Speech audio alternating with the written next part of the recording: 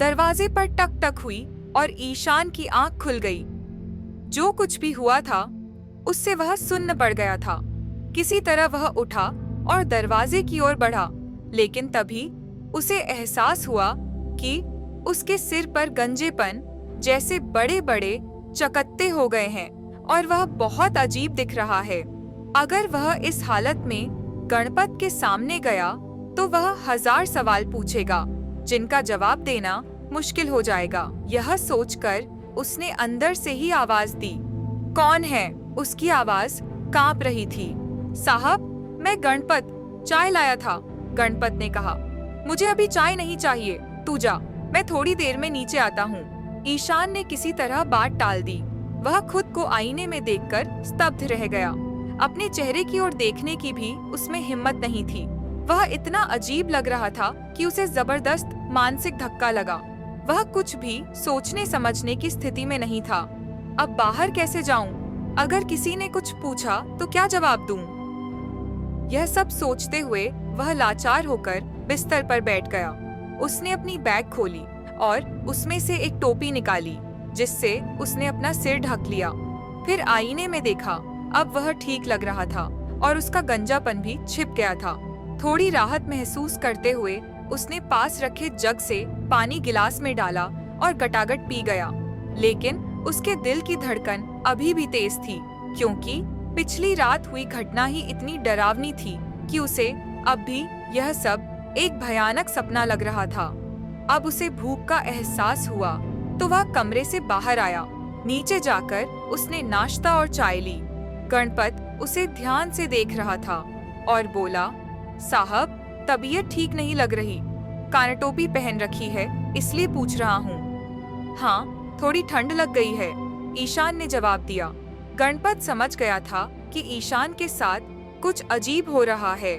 ईशान जानता था कि गणपत और सवाल पूछेगा, इसलिए जल्दी जल्दी नाश्ता कर उसने चाय खत्म की और फिर से अपने कमरे में आ गया। कमरे में आते ही वह बिस्तर पर गिरा और फिर से रात की घटना याद करने लगा। मैं तो बस वह धार्मिक किताब पढ़ रहा था। मेरी आंखें खुली थीं। न मैं सोया था, न कोई नशा किया था। तो फिर यह सब हुआ कब? वह अपनी याददाश्त पर जोर डाल ही रहा था कि अचानक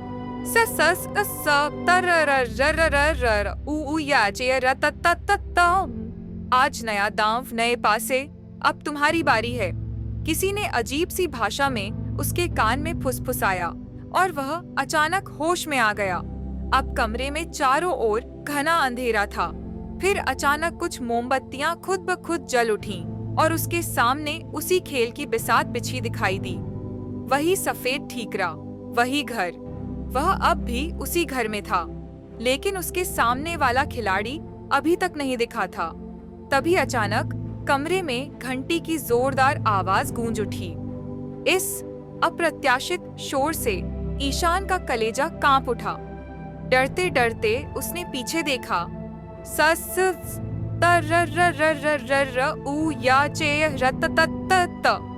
आज नया दांव नए पासे, अब तुम्हारी बारी है। उसने आगे देखा। अब उसके सामने उसका वही भयानक प्रतिस्पर्धी बैठा था। आज भी उसके चेहरे पर वही विकृत मुस्कान थी।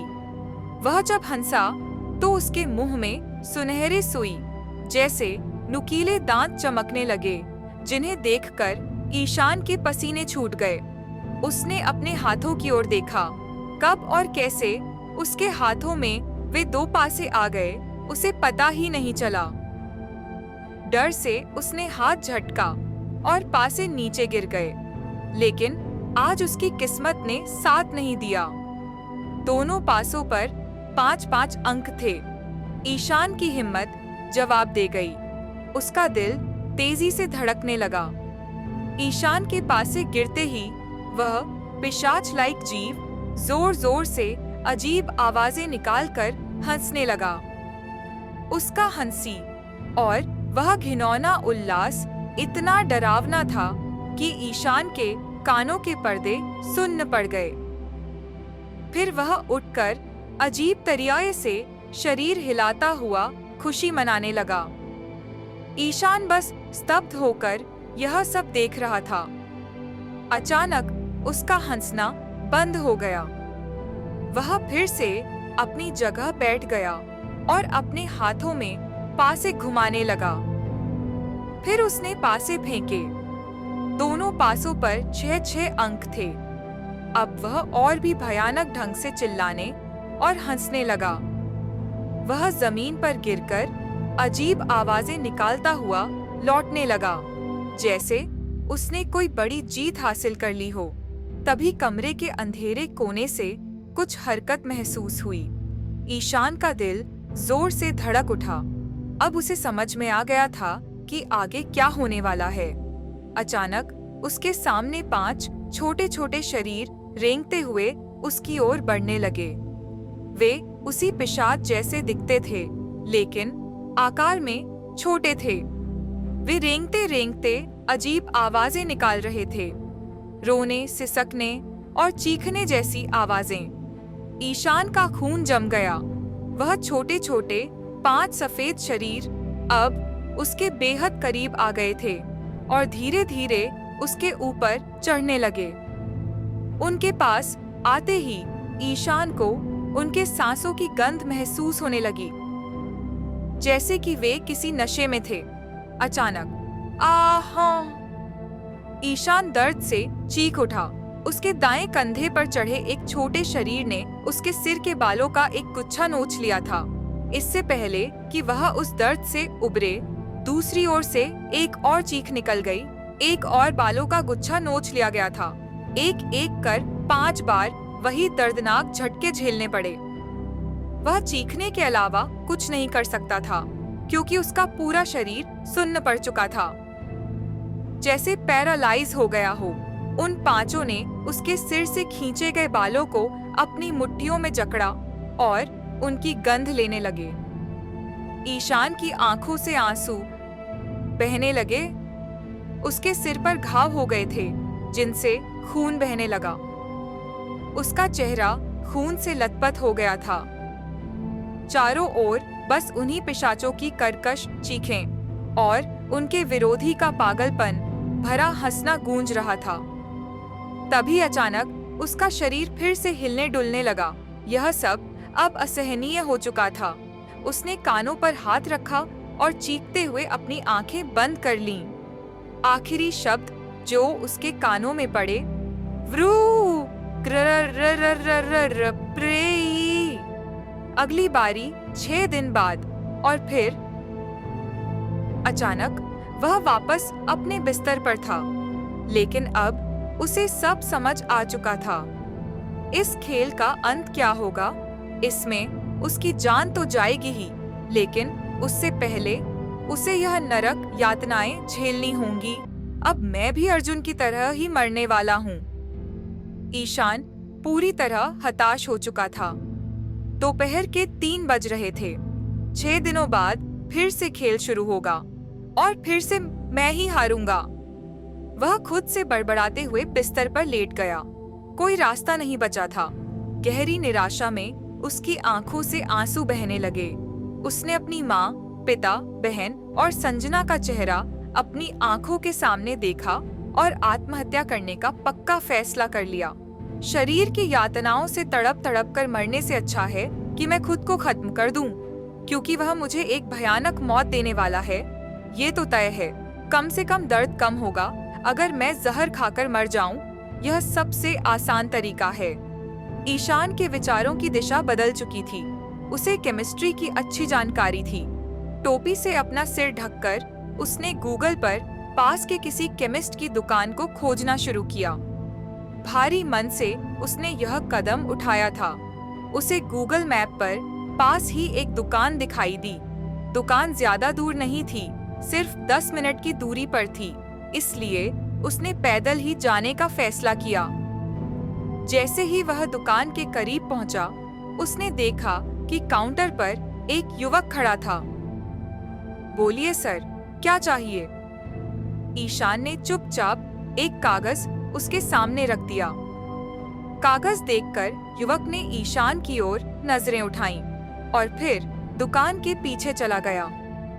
2 मिनट बाद वह वापस आया, लेकिन उसके हाथ में कोई बोतल नहीं थी।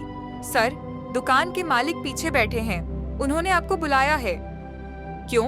क्या आपके पास यह नहीं है? ईशान ने पूछा। उन्होंने आपको बुलाया है, एक बार उनसे बात कर लीजिए। युवक ने फिर वही जवाब दोहराया। ईशान सोच में पड़ गया। आसपास कोई और दवा की दुकान नहीं थी, इसलिए उसने अंदर जाने का फैसला किया।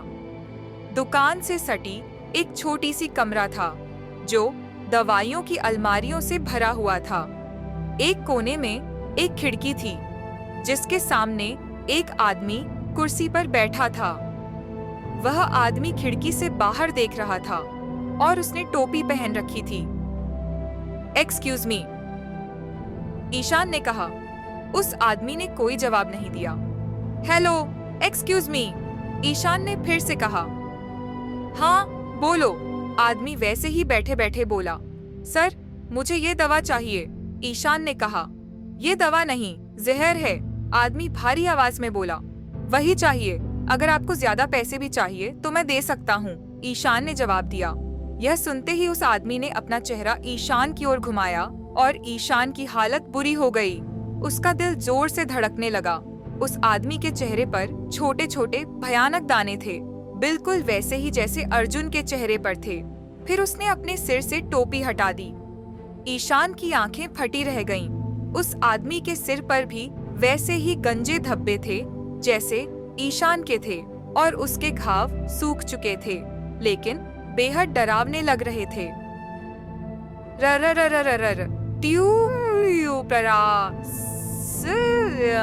भयानक आवाज में वह आदमी ईशान की ओर देखकर चिल्लाने लगा। खेल खत्म होने से पहले ही तुझे लगने लगा कि तू खुद को खत्म कर सकता है। ईशान समझ नहीं पा रहा था कि वह आदमी क्या कह रहा था। ईशान धीरे धीरे पीछे हटने लगा। अचानक उसे लगा कि उसके पीछे कोई खड़ा है। उसने पीछे मुड़कर देखा और उसकी चीख निकल गई। उसके ठीक पीछे वही आदमी खड़ा था जो अभी अभी उसके सामने था। ईशान ने फिर से खिड़की की ओर देखा। वह आदमी वहां भी खड़ा था।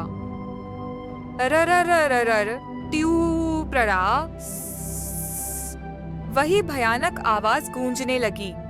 खेल खत्म होने से पहले ही तुझे लगने लगा कि तू खुद को खत्म कर सकता है। वह आदमी फिर से वही शब्द दोहराने लगा और ईशान की ओर बढ़ने लगा। घंटी की कर्कश आवाज कानों में गूंजने लगी। ईशान ने अपने कानों पर हाथ रख लिए। वह आदमी बड़बड़ाता रहा और घंटी की आवाज और तेज होती गई। ईशान ने जोर से आंखें बंद कर लीं, हाथों से अपने कान ढक लिए और जोर से चिल्लाया, ओ साहब, क्या हुआ? ईशान ने किसी के कंधे पर हाथ महसूस किया। उसने आंखें खोली और उसे अपनी आंखों पर यकीन नहीं हुआ। उसके सामने गणपत खड़ा था। मैंने तो अभी नाश्ता करके सोया था, फिर यह सपना कैसे आया? फिर मैं उठा, ये सब क्या हो रहा है? ईशान को एहसास हुआ कि कोई उसके दिमाग से खेल रहा है और यह खेल अब एक खौफनाक मोड़ पर आ चुका था।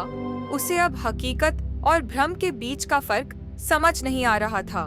वह अपने कमरे में आया, बिस्तर पर बैठकर गहरे विचारों में खो गया। जब भी मैं इस खेल से दूर भागने की कोशिश करता हूँ, मुझे एक अजीब सा भयानक भ्रम होता है। उस दिन लोकल ट्रेन स्टेशन पर भी ऐसा ही हुआ था, और आज जब मैंने जहर खाकर मरने का विचार किया, तब भी वही हुआ। इसका मतलब जब भी मैं इस खेल से बाहर निकलने का रास्ता खोजने की कोशिश करूंगा, तब तब मुझे एक डरावना भ्रम होगा जो मेरे मानसिक संतुलन पर असर डालेगा। यह मेरा आत्मविश्वास तोड़ देगा और इसका सीधा असर मेरे अगले दांव पर पड़ेगा। मैं लगातार हारता चला जाऊंगा। यानी अब मेरे पास सिर्फ दो ही रास्ते हैं, या तो मैं यह खेल पूरी तरह जीत लूं या फिर पूरी तरह हार जाऊं। लेकिन खेल तो खेलना ही पड़ेगा। अचानक उसकी नजर उस डायरी पर पड़ी। जब भी मैं इस खेल से बाहर निकलने का सोचता हूँ, मेरा ध्यान इस डायरी पर क्यों चला जाता है। अर्जुन कोई पागल नहीं था जो बेवजह यह नंबर लिखता रहता। उसे अच्छी तरह पता था कि उसकी मौत उस रहस्यमयी बॉक्स के कारण होगी। मैंने उसे बचपन से देखा है, वह हमेशा आगे की सोचता था। उसने यह डायरी भी जरूर किसी मकसद से लिखी होगी।